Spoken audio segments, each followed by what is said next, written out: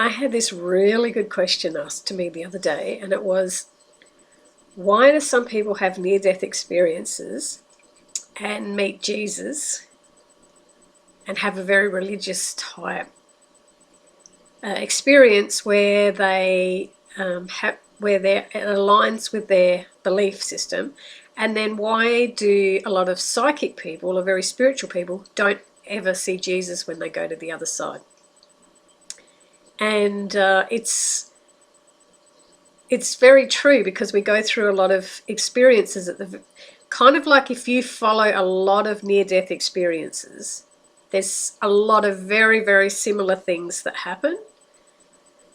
There's majority of them will experience seeing some form of light, a tunnel, a black hole. There is some sort of opening, some way to distinguish that you're passing through from a physical world into a non-physical world. So everybody seems to see something around that. But what I sort of was asking my higher self and asking my spirit team on this question that was asked of me, to see what they could share with me.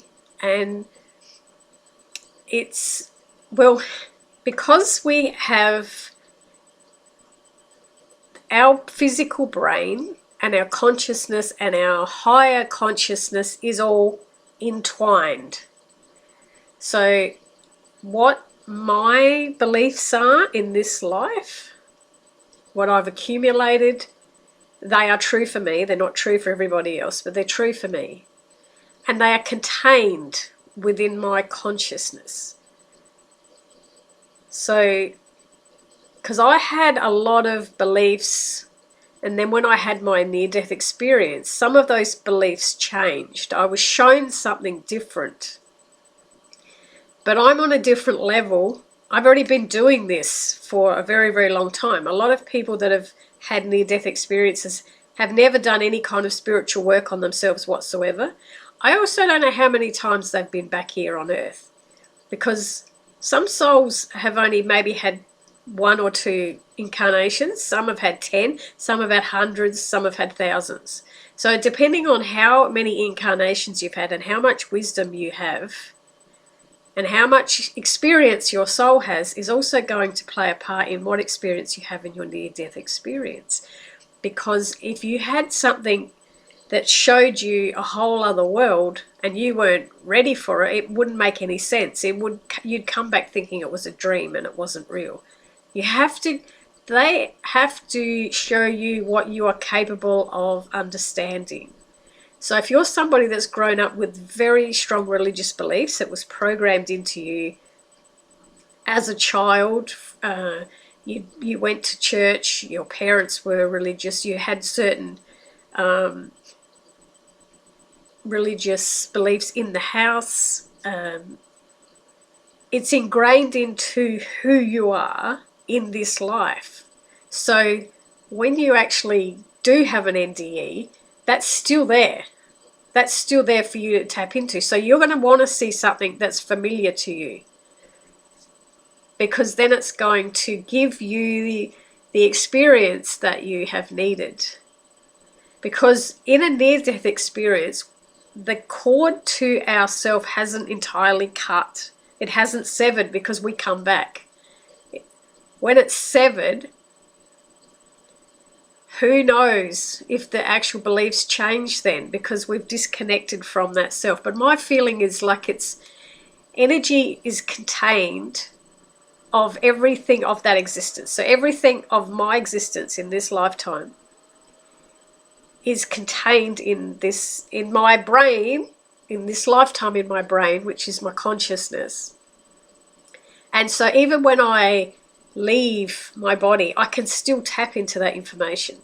So I'm going to see, my experience was to go to a hallway, and then I saw a guide coming to download. Well, that's what I do when I'm doing a meditation. That's what I do that's how I see it all. If I had an incredibly strong religious belief, I may have had a totally different experience, because it has to line up with what you're going to understand.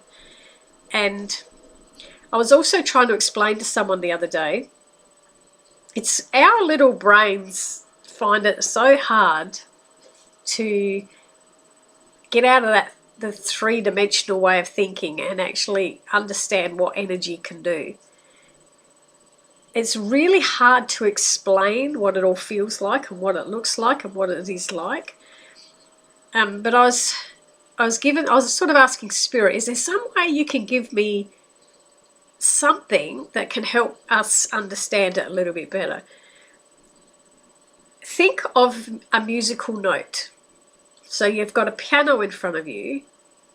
When you hit one note, it resonates a sound, a frequency, and that frequency travels from where you hit that piano note, it travels to the eardrum, and it creates a certain sound. And then when you hit another key, it's a different frequency. You don't see frequency traveling. You don't see, when you've hit that note and you're hearing it in your ear, you don't see the frequency. You just hear it. You don't see it traveling through the air. But it's there. I'm talking to you now and you're listening to me, and my voice has a frequency. And you are picking up that frequency. We are nowhere near each other. We're miles away from each other. But you're picking up the frequency of my voice. And you can't see it. When we die, we kind of go into a frequency. And there is different frequencies. Sometimes I try to visualize them as rings, and they just keep moving up. Now, depending on how many lifetimes you've lived, how much evolved your soul is, you will go back to a frequency that resonates with your soul. Now, my soul has been on many, many different frequencies because of the many different growths I've had. So I've been on a certain frequency with a lot of other souls, and then I've come back to Earth and I've gone through experiences and taken them as lessons and growth. And then when I return, I go to a different frequency. I don't want to say that they're higher and lower, but it kind of feels like that. I guess, like when you hit the keys on a piano and it's very, very like a very, very dense sound. Compared to like a ting, it's a very, very high sound. I feel like we do that. We go to different frequencies. Now, there is a lower frequency that is very, very close to Earth, and they are spirit energies that you can tap into very, very easily, because, if we're here and they're just there, we can tap into them. But then if there's someone way up there, look at all those frequencies you've got to get through to reach these up here. And why would these up here, after going through all the experience they've been through, want to come back here? It's a little bit like when you've done a lot of work on yourself and you've been around toxic people and you've got them out of your life. Why would you want to go back to them? You've got the strength now that you can handle them differently than you did before, but your choice is not to go back to them. You make a choice that it's just, I don't need them in my life anymore. But you still have the ability to communicate with them, but you choose not to. And I feel like it's very much like that. When they're up here, they've got a choice. Do you want to come back down here? They can. They know where we are. They can come back down here, but a lot of the times I feel like they choose not to. And that's why sometimes you're just not going to get a connection with someone who's passed over, because they don't want to. They don't want to lower that frequency to come to a low energy that's down here on Earth. And I know quite often when I've had really, really deep meditations and I've gone to a place, when I'm moving up higher so I can get the right information, I see other energies, but I'm moving past them. But I also see energies above me, so I know that I've got further I can go. There's energy, there's a frequency above me and there's a frequency below me, so I'm sort of this 3/4 the way up where I can get to that place, but I can't get further yet. I've got to learn more, and I'll probably have to come back again and learn a lot more before I can get to those higher levels. And to me, we're the highest of high level. It's not like God is at the top, because God is in all of them. The God energy is in every single dimension. That's so expansive. It's not contained in one area. But we are working our way just into like a higher frequency. And I also know when I went through my near-death experience and I was walking down the tunnel following that entity, and I looked over there and saw everybody who'd passed, they were over there.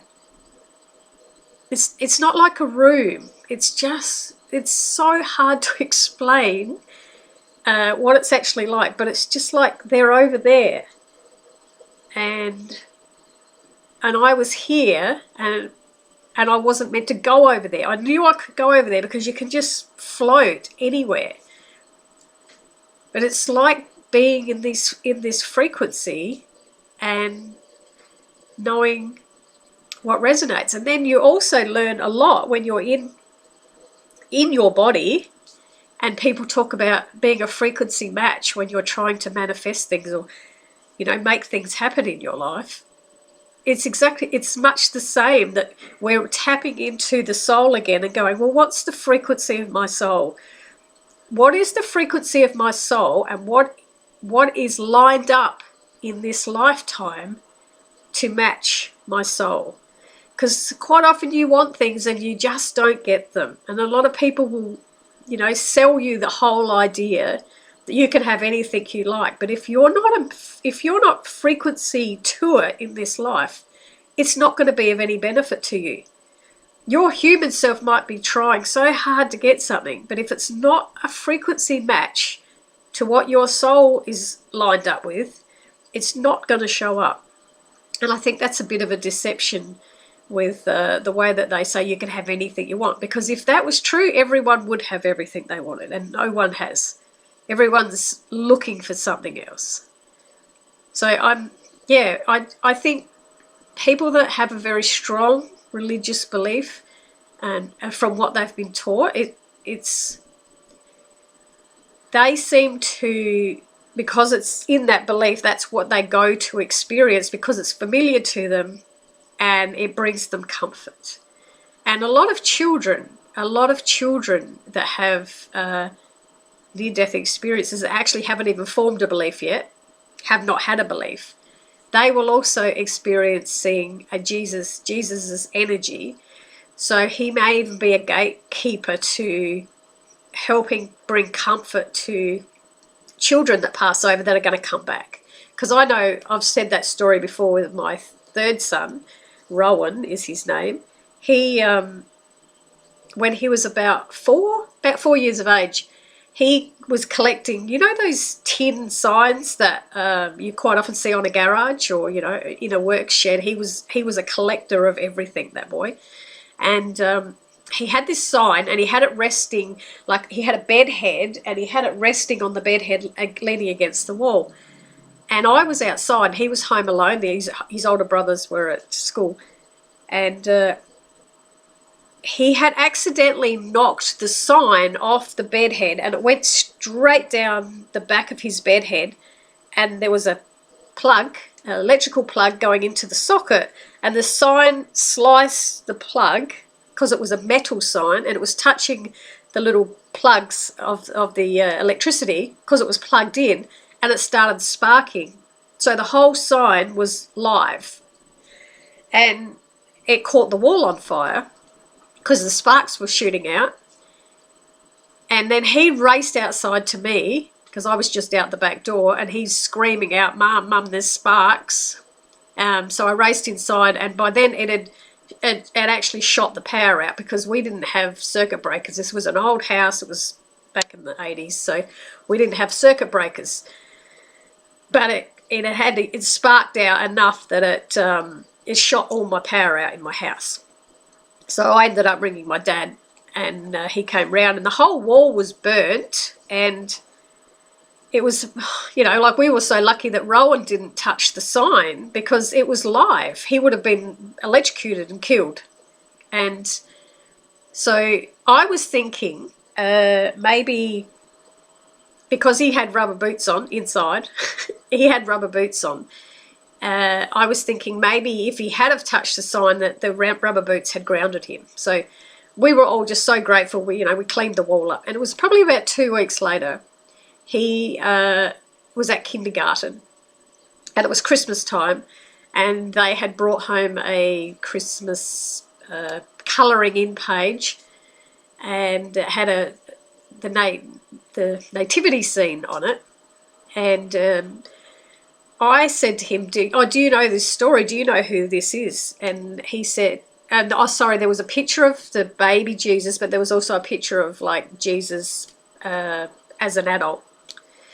And so he was colouring it in, and I said, do they teach you it? Because we're not a religious family. So I said, do you get taught at school what this means? And he goes, oh, I already know who that man is there.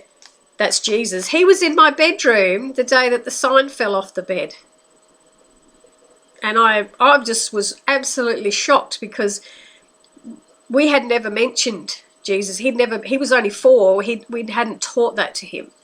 And I said, well, he was in your room. And he said, yeah, he told me don't touch the sign. So there you go. So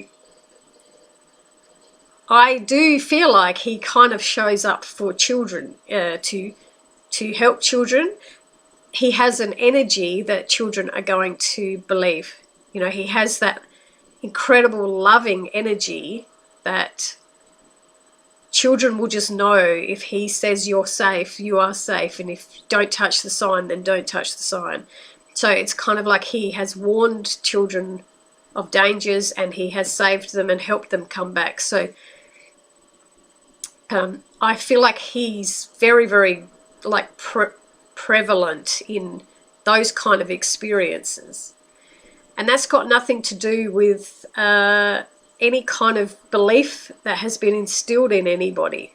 It's children just knowing where they came from and who can help them, like who they can trust.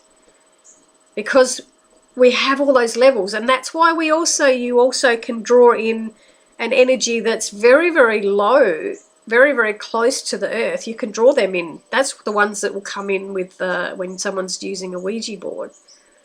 They come in so easily because they're not far from our dimension. And they're probably the ones you don't want. I learned very, very early on that if I'm connecting and I'm doing a meditation, I'm going to go straight up.